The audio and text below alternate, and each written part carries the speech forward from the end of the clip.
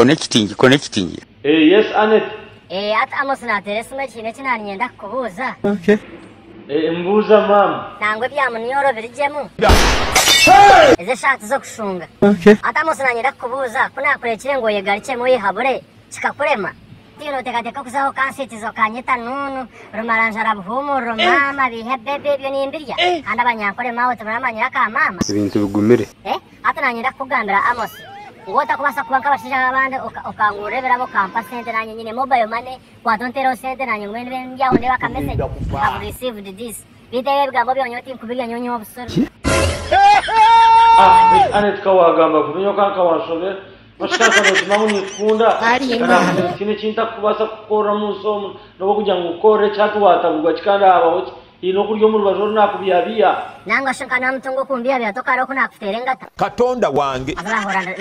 ndagamba ngo kana koraganise muniza gukora buri kimwe cyone cyo kwenda onkorire ki kuzokubone ukungambira ubugambo bw'amazi Agambiki kono mangu tori mushija ko kurgira umbyaravu ningo kesasiro mushije ukakwata kachira kakatera ukakatoma umupari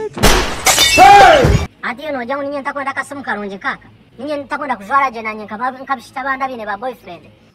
ngobu hata nanye zombantu ngambe nti nyine boyfriend arka gomtoyi Jesus is Lord shana hora Anet ko botakunda sente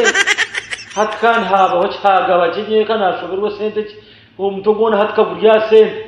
hatobono shanga manyogo hino akushisha kana hatogo hino nako orna ku dating hatumanya wenda kugire cyo waye kwasa ungambira amazima wono ndakunyanga orjo mu Rwanda agambiki nabo kano ndetse nande bize esimbo eno shija oryamazi Jesus is Lord omuntu naragamba ngo mundu kayetereza ruzamustara barukunda ryo mujyo kufuwa kandi mangu tabashije babanyankore cyo kureba abaheza abaganda babaheza bakazi mu yangu imwe ne bya mama nunu bagirya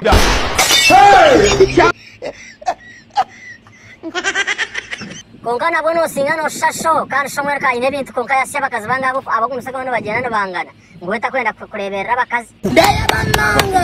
kandi mazoe kandi kushara hasi mu hacanje niyo twakomera izo ntargaka kwa no manyire